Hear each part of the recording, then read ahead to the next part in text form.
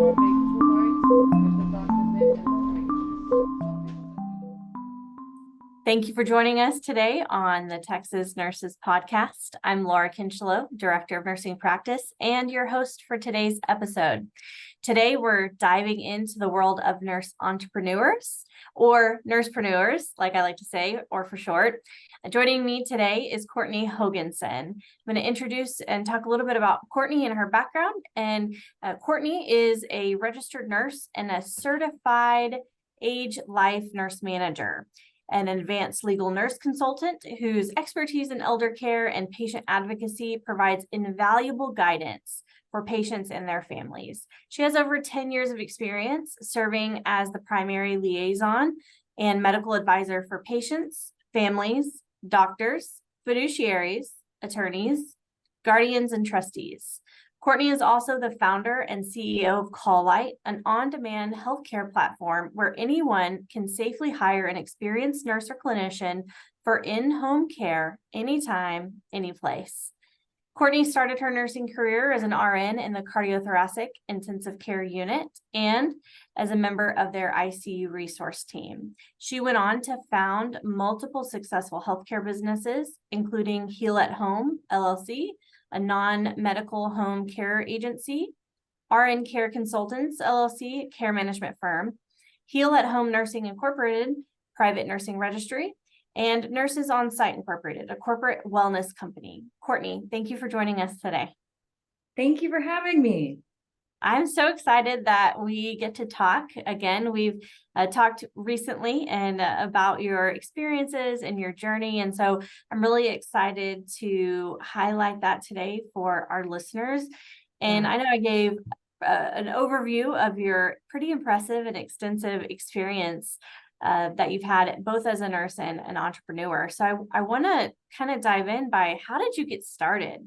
How did you get started in the world of nursepreneurship? I mean, I got to tell you, I think I find myself to be a little bit of a late bloomer. So, I didn't become a nurse until I was almost 30. And so really, I just felt like because of all the life experience I had coming up to that, I kind of had a little more focus once I did get into the nursing world. I was like, where do I fit in? What am I good at? What are my gifts? What are my not so good things? And so when I started out in the ICU at UCLA, I thought, well, maybe I'm going to continue on and become like a nurse practitioner or a nurse anesthetist. And I knew that that was the unit where if you wanted to keep going, this is where you would go. And within 2 years, I read like the Steve Jobs book. I read about Sarah Blakely, the founder of Spanx. There's all these like really wonderful business founders who are just finding a problem and then solving it. And I just kept thinking day after day in the hospital, like, nurses are solving problems every day. Nurses are fixing things. Nurses are improvising. And I remember hearing another story about another nurse who went on to create like this video, like a talking board for people that are trying to get extubated, so that they could communicate. And they're like, yeah, a nurse came up with that. And I was just like thinking, there's something I've got to be able to do that's going to utilize all my experience. And I just kept recognizing that the gaps in our healthcare system. I assumed, if you're leaving the ICU at UCLA, the best in the West, and if you are going home with a ventricular assist device or something like really serious, that you're going to have some support, right? Like they're going to send a nurse there to train them. There's going to be part-time things. And I just was shocked to find out how limited in scope and duration any type of home health or continuous care. And it just was so shocking. And it made me understand, well, why these people keep coming back to the hospital and why you have these frequent flyers. And so I initially was like, I see people doing non-medical home care. Non-medical people are actually running these businesses. And I thought, how do they do that? They're not a nurse. They don't know how this works. They don't know what a caregiver can do, what a nurse can do, all the things. And so I started Heal at Home Care. It was a non-medical home care agency. And I kind of just kept seeing these doors open. I started to recognize that when those patients were at home where they wanted to be, the caregivers were able to work. And when these patients ended up in the hospital, that's when things would kind of fall apart. And so it made sense for me to go to the hospital if there was an issue. And I started to recognize the significance of having a nurse speaking on a patient's behalf than a caregiver or a daughter. And so I started having a lot of families say, gosh, Courtney, I would hire you to just be the person here speaking. I would hire you to be mom's patient quarterback. I would hire you to go to all of mom's appointments if that was a possibility. And so I kind of went into case management and patient advocacy without knowing what that was, and recognizing that it was a huge need and a huge lift off of patients, families. Because I think you could have the best doctor and the best team of people in the world, but if they don't see you on a regular basis, they're not going to recognize, these minor changes. I would be seeing these patients at least weekly, and I'd be coordinating with their caregivers, their nurses. I was like the one, thing that was like connected.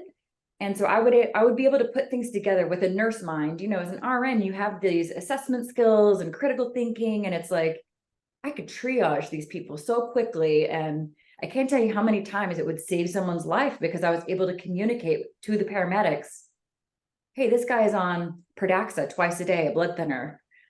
He's been having stool from the bowel all night long. He's bleeding to death. He doesn't look like it to you, but I'm telling you, if you don't take him to the ER, he's going to die.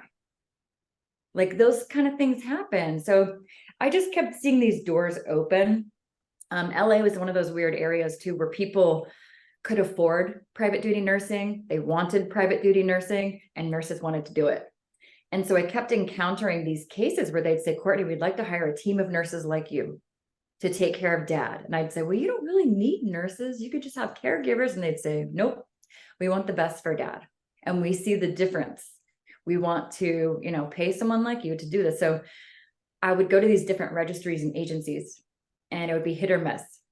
Sometimes they would send me someone great. Other times I'd say they sent me a nurse with a pulse, and they should have just told me, we don't have the right nurse for this patient, and that's okay. I'll keep looking somewhere else. So it got to the point where my clients would say, Courtney, we would be willing to pay even more money if you were the one vetting these people.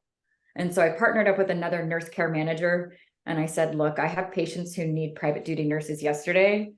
I'll run the business if you give me the nurses. And so we partnered up together, and we said, we're not going to advertise. We're going to keep it really low key. And it just took off because it's two nurses running a private duty nurse registry. And so we're helping advocate for the patients.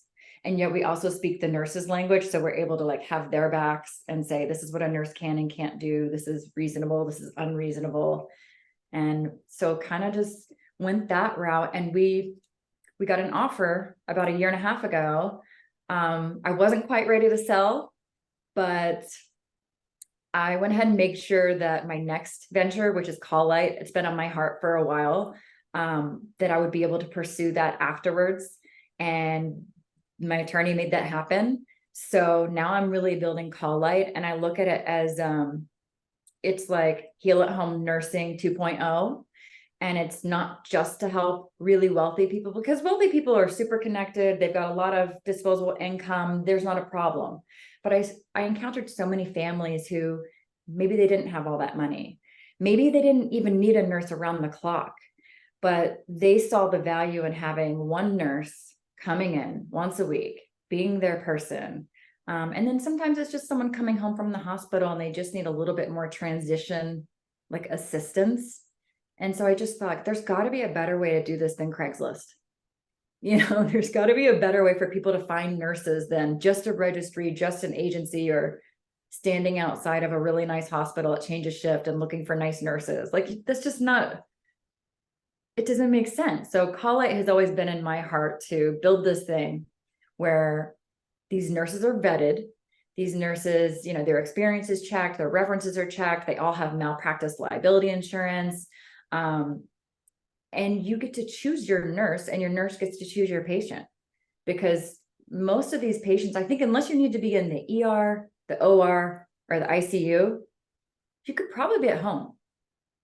And most of these patients recognize that. And so it's really just a matter of setting up those systems. And Call Light is really meant to be a platform and a tool for nurses and for patients and for families to kind of build that team, because it takes a village. No matter what you do, it takes a village. You can't just have one person be there 24/7. Well, and as you talk about this village, it makes me think of, like, we're not just a nurse? And I hear so many nurses say that, well, I'm just a nurse. And I'm like, no, you're a scientist and a researcher and an innovator. And, you empower and you inspire and you support and encourage. And I think about, being a nurse pursuing business, that I didn't take a finance course in my undergraduate nursing program. So tell me, I think, my assumption is being in business is probably not the easiest thing in the world. And, being a woman in business and being a nurse in business. So, tell me a little bit about that process. Like if someone were to be listening into this episode of like, I have a really great idea and I know I need to start a business. How did you get started? You mentioned having a great attorney. You mentioned partnering. What does that look like for a nurse with a great idea? Yeah, I would say my biggest thing is don't quit your day job. Even if you have a great idea, don't quit your day job because that's too much pressure to just, and the thing is, you're going to be testing things and seeing what works and what doesn't. I think what worked really well for me is I kept my day job. So I even switched to the resource team where I could be more flexible and all the things. But what I did was I didn't know how to run a business. I'd never started one before, my first business in 2012. So I started researching, I started grabbing books. Like I picked up a book called Home Care How To. And I look at the book now, I'm like, that's so cute. I didn't know anything. But like, you have to start somewhere and you have to know where you're going. And, you really just have to ask for help too. And you'd be surprised how, like, if you mention, hey, I'm a nurse, I want to start a business, you'd be surprised how many other nurses would help and be a mentor. And I just always found another nurse that was maybe a little bit ahead of me, or was doing something that I admired. And I would just introduce myself, and almost always they would say, hey, if you ever need anything or need advice, and I would call them every now and then, not too much, but I would just say, hey, I don't know what to do about this. Because I think when you're going into business alone as a solo entrepreneur and as a nurse, you got a lot of things set against you. Like for one, you just want to help people and you're going to give everyone a discount because you care. And so you have to have systems in place where you're protecting yourself. Like you really have to have agreements and contracts. You can't just wing it and expect everybody to do the right thing, because you'll find out that very quickly when people are left to their own devices, they don't always pay their bills. They don't always do the right thing. And so as a nurse, I just always learned to like, I expect the best and I assume the best, but I also have those contracts in place and take a retainer up front and like do all the things just to make sure. Because I know a lot of nurses in business have found it difficult to get paid and sometimes end up getting thousands and thousands of dollars are still owed to them. And I just never wanted that to happen. So I just always made sure there was something in writing. I had an attorney, even though an attorney was expensive, it saved me so much money by not having to go to attorney when there's like a crisis, Yeah, I think there are a lot of people out there that will help a nurse with a really great idea. I mean, I worked with software development, and when I went to conferences and I met small startups, and I made it my mission to go around and say, you work in the health IT space, who's your clinical consultant? And when I did that, it was so interesting when they had this aha moment of, I don't have a nurse on my payroll or on my consultant list. Like, that's a great idea. And like, yes, because partnering with nurses, you can get stuff done. We are really creative when it comes to workarounds, but to use that workaround and put it into a sustainable process or application or innovation, that's where we can see that long-term impact, not just affecting maybe our individual patient, or, if we're in acute care settings, our unit, we see a lot of projects that are unit specific or maybe even hospital specific, but being able to disseminate that further. I mean, there's a lot of impact that we can make as nurses, if you just can overcome some of those barriers. And I think it's, a lot of fear around it, having your own business, there's a lot of fear. I mean, I think having an attorney is a great start. but again, like the fear of, oh, do I go ahead and make that investment into my work and my business? The answer is yes, is what I'm hearing you say. It's like, yes, you get an attorney, Yeah. get a CFO, get somebody to help you with your books, if you need that. And that's a good way to get started, I think. Yeah, absolutely. So thinking about all the different innovations, we'll talk hopefully a little bit more about Call Light, but innovation is really important for us to be able to move healthcare forward. We need modernization of the technology that we have. A lot of our technology is already outdated, but it's also changing rapidly. So can you tell me a little bit more about how has innovation affected you individually as a nurse, but also how has that same innovation inspired the work that you do in Call Light and these other ventures that you've had? I found that, when I was in the ICU, the really critical care environment, innovation was huge. When you would see what they could do, I was in cardiothoracic ICU and they were doing heart, lung transplants, you name it. Like, it was amazing to see what they could do. But, I started to recognize that when you go into the home environment, you got to keep it simple, because not everybody's going to have all these things. And so what I found was I started to become one of those, like, those doctors that would go visit with their bag at home. I turned into that nurse. I would have that bag that had my stethoscope, it had my blood pressure cuff, it had my pulse oximeter, it had, thermometer. It had like a number of things, usually like first aid kit, dressing kit. You have to have some things with you. And so I found that if I always just had that in my car, it kind of didn't matter if I was at a patient's home or what have you. Like, I would have the basic things where I could check their vital signs. I could see these certain things. But I found that even with technology, we've got so many great things, but also it comes down to, is this the right person in your home? Because I think of when you're inviting someone into your home, it's such a vulnerable and intimate situation. And not every nurse is going to be a great home nurse. Like, there's some great ER nurses and ICU nurses, but if you put them in a home environment one-on-one, they might be bored to tears. They might not thrive. Let's put it that way. So I found just technology can be really fantastic, but it's also like, you can't always rely on it. It's not always going to work. We see that all the time, like when Zoom's not working or whatever is not working, like nurses know how to improvise. So I do love that. I love seeing what nurses come up with, because it's like, my patient still needs my help. I'm not just going to just leave, just because you don't have this thing you say I need, like, I'm going to have to improvise somehow. So I've just found that, like you said earlier, I think there should be a nurse on every single one of those teams that's working on, whether it's technology, whether it's medicine, whether it's delivery systems. Like, you really need someone like a nurse who sees the patient side of you, sees the business side of you, sees, what all the other ancillary partners in the care system. You really, like, the nurses are the ones that are there for those long shifts. The nurses are there, they know what it's like, all these, and they've usually done different types of nursing and in different fields. So it's not like they just know what they're in. They usually have a much broader, scope and experience than a surgeon. A surgeon probably has like just that's what they do, but a nurse is like, no, I used to do pediatrics and I did NICU and I was a school nurse. And it's like, they've seen a lot. Yeah, no, absolutely. You made a comment about, kind of the nurse bag that you bring with you on your home visits. And I think about the home health nurses and our community nurses who, if you've ever seen the trunk of their car, you know just how good they are as a community nurse, because you'll open their trunk and you'll see everything you could ever imagine because they are ready to go.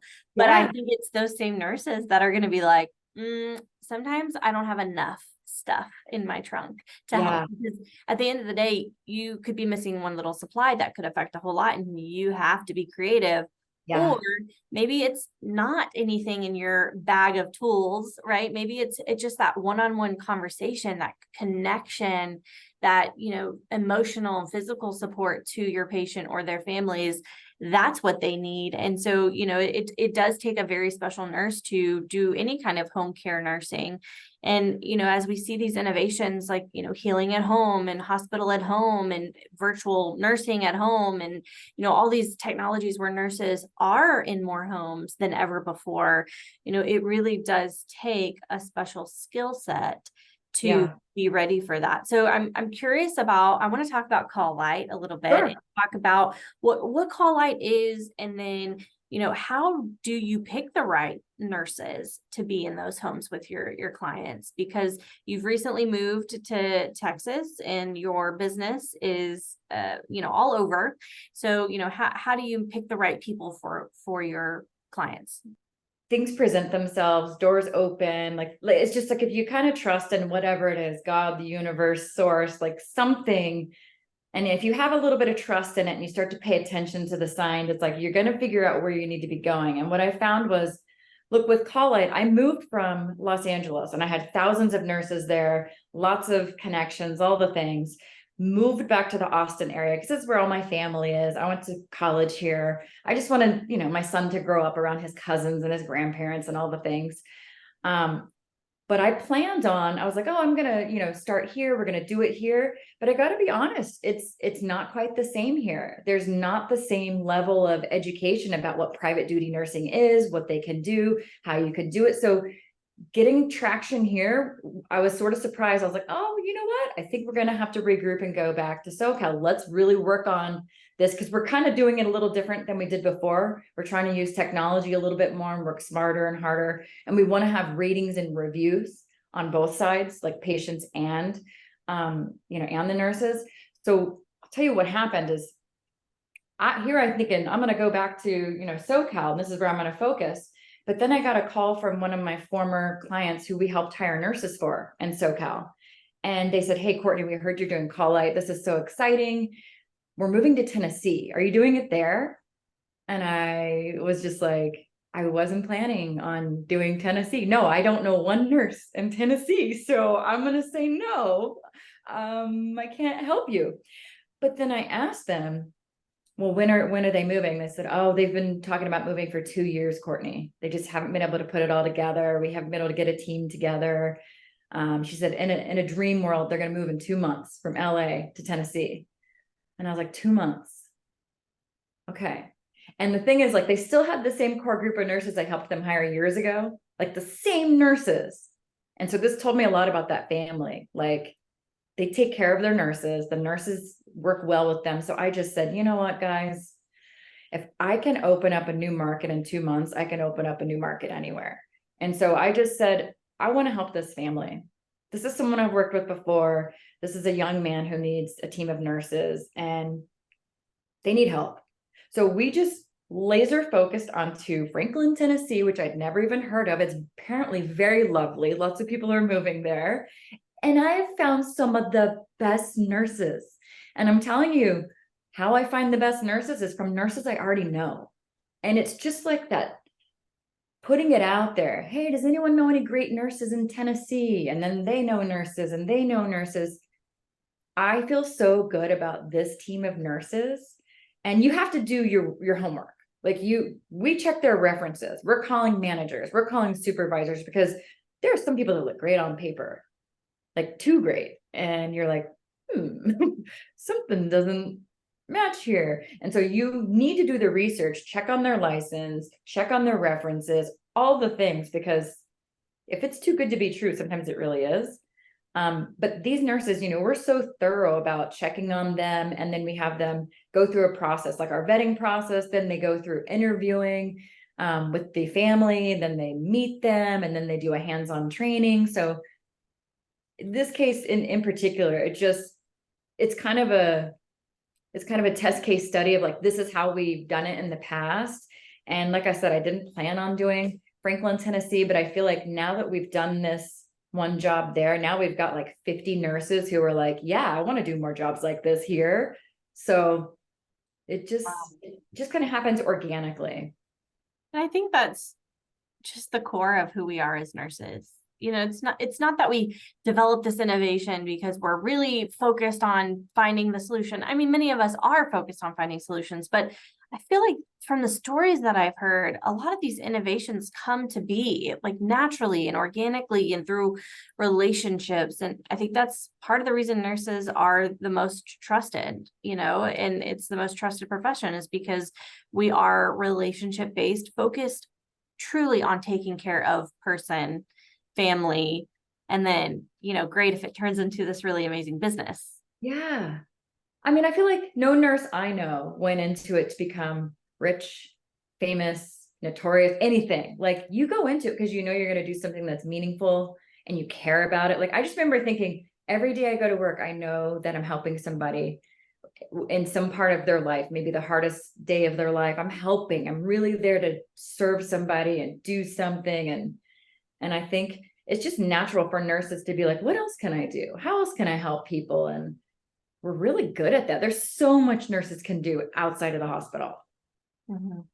Now, I'm sure this journey hasn't always been easy for you. And I know we talked a little bit about like, what would you say to someone starting a business, but considering your experience in business and as an entrepreneur, what are some of the barriers that you've overcome, and how have you gotten past those?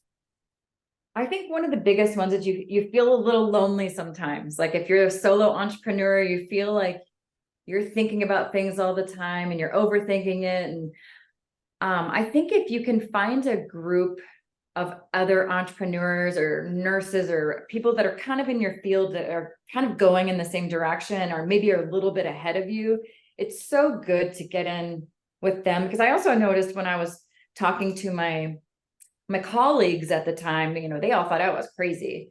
I'm going to start a business and I'm going to do this. And like some of them meant very, very well, but a lot of them try to talk you out of it. And a lot of them are, strangely like threatened by like, oh, you're doing this. Does that mean I need to be doing something different too? And so it can be a little strange on who you tell. And I found that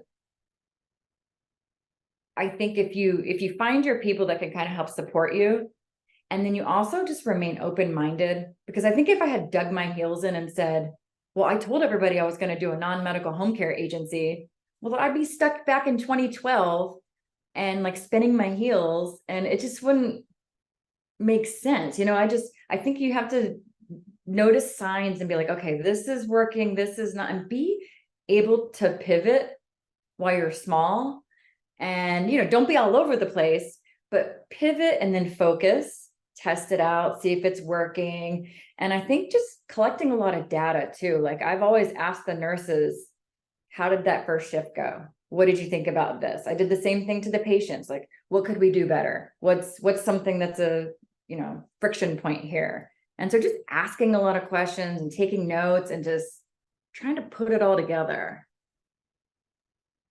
Yeah, you mentioned to pivot, and I couldn't echo that enough, is that we have to be agile and be able to pivot in a moment's notice.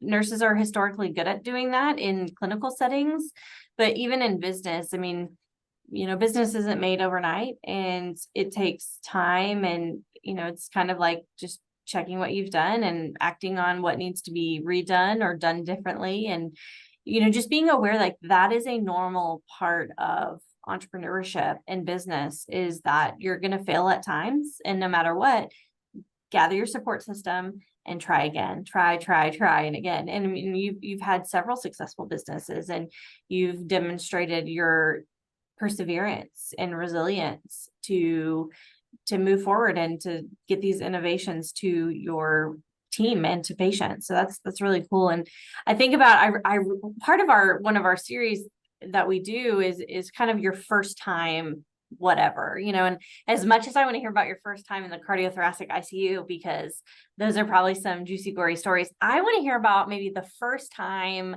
that you had just either a humbling experience in the business world or a shocking experience, or like the first momentous moment for you as an entrepreneur. What was that, and what did it feel like for you?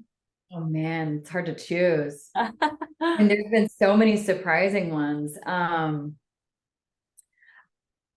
gotta say, I think the most surprising thing was, one of our companies got acquired about a year and a half ago. And my business partner was much more interested in the acquisition. We're in different places in our lives. I was ready to scale our business. I wanted to make it better. I felt like we were just getting started, but they made an offer that sounded really nice and it was really good for her.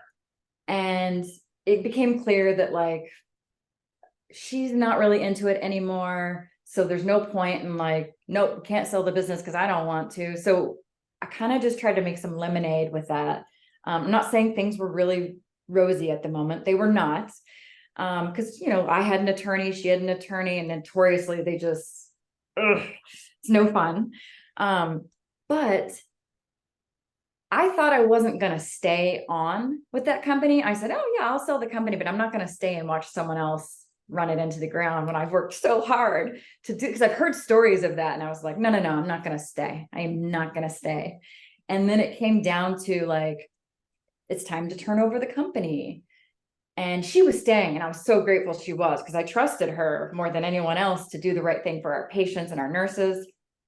But I started to get the impression, I was like, wait, bigger's not always better, is it? Like, maybe they don't look at things the way I do. Maybe I should stick around for a bit more. And so I kind of stayed in it longer than I thought I would. And it just was really eye-opening to see the reactions from patients, from nurses, like what the difference is. And they'd say, gosh, Courtney, I miss you and Kelly. You guys had our numbers. You're nurses. You would understand things and you would advocate for us. And, you know, we'd be the first ones to go to bat and say, if it's a holiday, you need to be paying those nurses time and a half. Like you just do, because if they were in the hospital, they would be getting time and a half or more. And frankly, if you want to keep the same team of nurses and not have people calling in sick on a holiday, you want to offer an incentive. So we would always be the first to go to bat about our nurses. And I remember at the end of the year, Kelly and I would make sure we sent our nurses bonus checks because we're nurses. And we were like, how can we reward them for working with us? And so at the end of the year, the top 20 nurses that like worked the most with us, we'd send them a bonus check based on like how much they did. And I was very surprised. I thought things would get better and easier when we got bigger and had more people. And I found it was the opposite. Yeah, scaling is, I think that's the one thing, if organizations and businesses could figure out exactly how to do it just right all the time, then the world would be fantastic. But it's a lot harder, I think, than you expect. And so, you know, kind of what I hear from you and what I've learned is you never know what's going to happen. Keep the patient and your nurses at the forefront of your mind and do what you think is right. And hopefully you have a good outcome, which you did ultimately. I mean, I know that's got to be kind of bittersweet to go through an acquisition process, but also should be something that you're proud of. And it's rewarding to say someone else valued the work that you started and they get to continue it. Yeah, no, you're right. 100%. And I look back and I say to Kelly now, I say, I hope you feel this way, but I honestly feel like I'm better off even through all the acquisition and the fighting and the whatever. I said, I actually feel like I'm better off. And it's made me a better, more empathetic nurse, business owner, all those things, because I know what it looks like on the other side now. And I just know how I would do it different. Mm-hmm. Now, I also was thinking about kind of in the spirit of first experiences or best experiences as a nurse. Tell me about one of the most rewarding times that you've had as a private duty nurse and a nurse entrepreneur, going into a home and supporting someone. What's the best experience that you've had, the most rewarding? There's so many of them. I mean, I think automatically of Joe. He was one of my favorite patients of all time. He was a guy who had grown up and at the young age of like 8 years old, contracted polio. And he was in the hospital for the first year of his life, not his first year, for an entire year of his life. They said he'd never walk again, all the things. And I met Joe when he was in his 80s. He had already had a long life.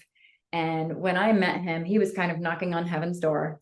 And his daughter-in-law had reached out to me and said, hey, I need someone local in Los Angeles to help see what's going on with Joe. Joe's in the ER, things are wrong, blah, blah, blah. And so I just hit the ground running with this guy. And it's like we've known each other for lifetimes because he and I just, it's like we were like a little comedy team. But this guy was seriously knocking on heaven's door. And I think he thought his life was over. He was just like, well, this is it. I'm done. You know, like, this is it. I'm dying. And then like being able to go there and be his advocate and say, Joe, here's what next steps are. Okay. I know you have prostate cancer. I know you have this, and I know it's this, and I know it's that, but you're not dying right now. You're really not dying right now. And so we got him into this really nice boarding care home. That's what we call them in California. It's like a nicer sort of home, only 6 residents. And we got him in there, and you'd think he'd be like, no, I don't want people taking care of me. Within 1 week, he was like, this is the best thing that's ever happened to me. I am so happy. Do you know they feed me?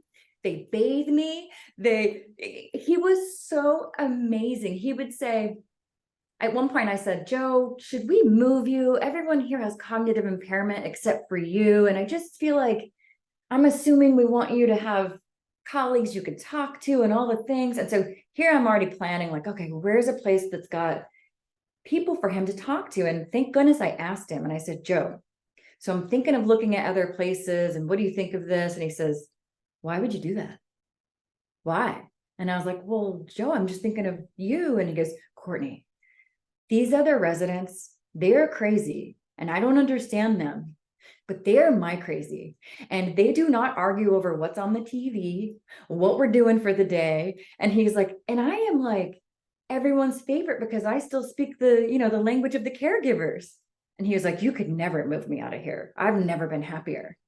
And I just remember being like, what did I think I know? Like, you know, I was like, I thought I was the expert. And I was like, well, he's going to need to move to another place, you guys.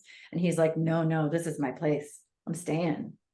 And like the last 2 years of his life, where he would say those were like his golden years. And, you know, I got to go visit him on a weekly, if not more, basis. And it was just one of the most meaningful relationships of my entire life. And I still think of him all the time. That's really special. It's so sweet. But I mean, there's just such a rewarding experience that nurses can have working in home care and in private duty nursing. You hear about all the different aspects of nursing care in the community, you know, whether that's through a church or through schools or through public health nursing. But, you know, you hear of also concierge nursing, private duty nursing. I mean, those are really potential avenues that nurses can look into. So, you know, I know we're just about out of time. I want to give you the option, you know, of is there anything you want to leave listeners with to know more just about being a businesswoman, being an entrepreneur, a nursepreneur, you know, anything that you want to leave the audience with today? I just found, I think what's made me successful is I never went into nursing or the businesses that I did thinking, well, this is a great business idea. I more or less looked at it as like, what are the gaps that I can personally fill with my gifts and with my talents and my experience? And I just kept open-minded about it enough until I found like this really good fit. And sometimes it'd be like, Courtney, can you write a care plan for court? And I'd be like, well, I've never done that before. What does that entail? And I'd learn how to do it, and I'd do it. And it was like, oh, that was great. I don't know if that's for me, but I tried that. And, you know, just like trying all these different things, but then always remembering why you got into it. And I think like, despite all the things that happened with me and my business partner and the acquisition and all the things, the thing I remembered, like she and I went into partnership together saying like, I trust you to always do the right thing for patients. And that's something we used to talk about, like, hey, if you ever can't get a hold of me or I can't get a hold of you, we needed to make a big decision, just always do what you know is right in your heart for the patient, the nurse, and the family. And like, we'll always have each other's back. And so I think if you just always remember why you got into it, what you're there to help people. Oh, that makes me so it makes me in all the feels. Like I'm feeling all the things of like joy and excitement and a little bit of heartache of like thinking that you are that person that helps people transition out of life, you know, and at the end of their life. And what a really rewarding experience and what rewarding work that you're doing. I'm so glad that you joined me today. Thank you for joining us. Thank you. So nice to see you again. No. Well, thank you everyone listening. If you like what you heard today, please leave us a review and make sure that you subscribe to stay up to date on the latest episodes of the Texas Nurses Podcast. If you wish to learn more about TNA, nursing issues, leaders in nursing, or anything related to nursing practice in Texas, you can visit us at texasnurses.org. Until next time, I'm Laura Kincheloe, your Director of Nursing Practice. Take care. Just make 2 bites, there's the doctor's name and the drink.